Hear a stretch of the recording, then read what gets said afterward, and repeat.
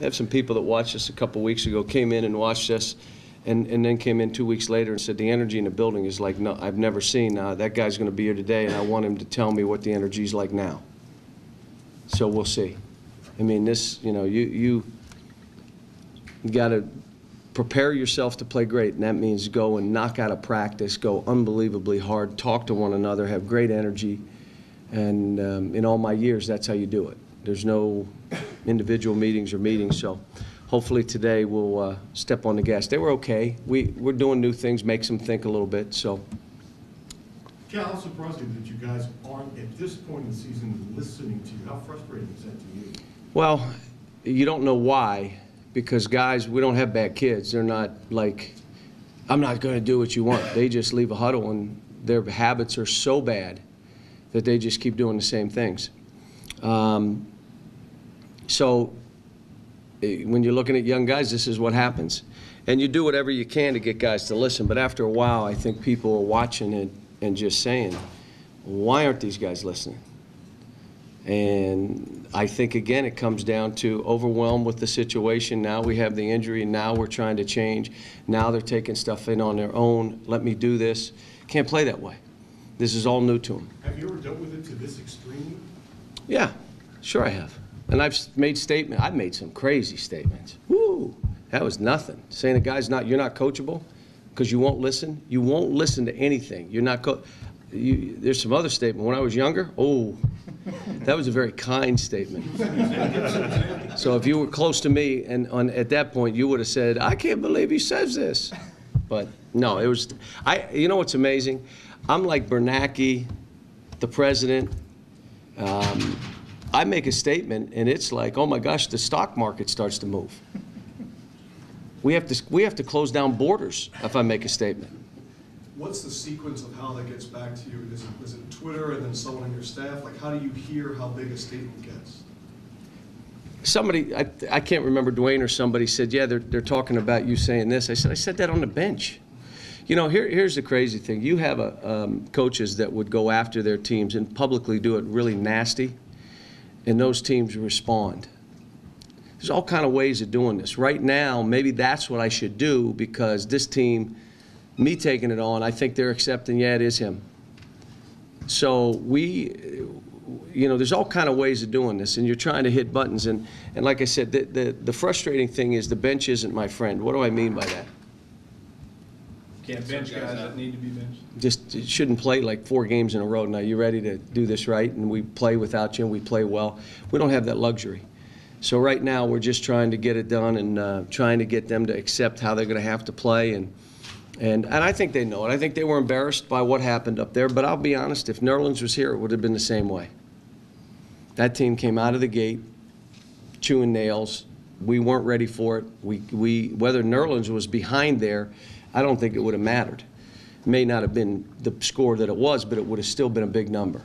Our thing is, okay, how do we play now? What do we do? You know, and I think they understand. You've said before you don't want to try to keep 9 or 10 guys happy and have a deep rotation. But then if you don't do that, you have this problem with the bench. How do you balance that? You're risking.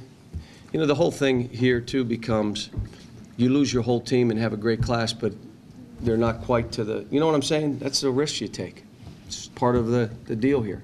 The other risk you have is I don't like having 12 guys on scholarship who all deserve to play.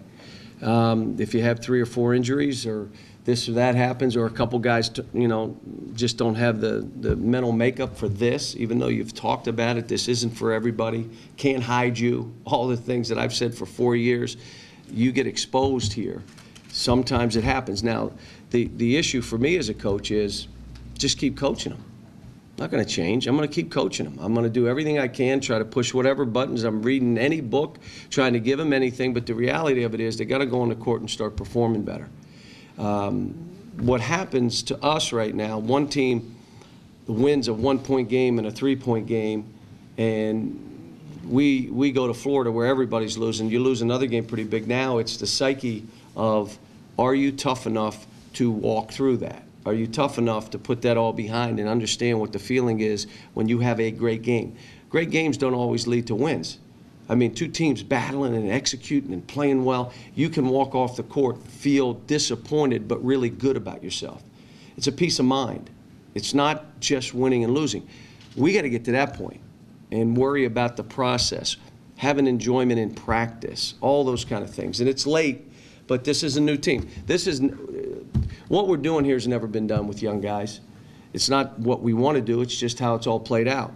Second thing is there's not been a team that's been one of those teams that's lost their best player the last 6-7 games and have to, the guy be the kind of player that you have to change a little bit and tweak how you play.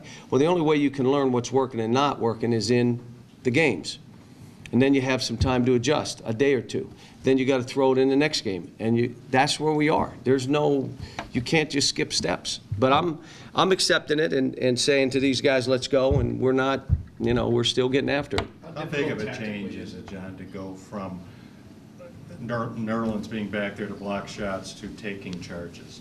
It's a big change. You have to change a little bit how you're defending, which we are. But yesterday, again, you're just starting up and you're, okay, here's the adjustments we're going to make. And it's tough because guys, their focus and concentration, they're 18 years old. They all of a sudden, why are you out there? I thought my fault.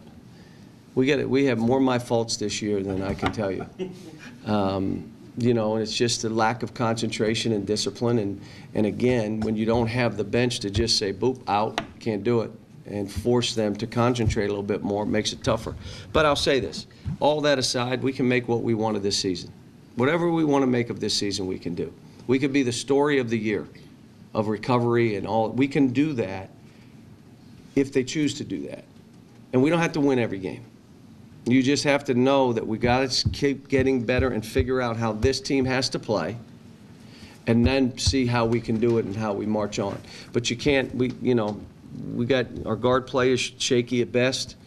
We've got toughness around the basket, getting balls. We're not doing that. Obviously, defensively, it was poor, so we're changing a little bit.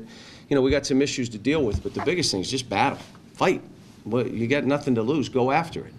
So, but we'll see.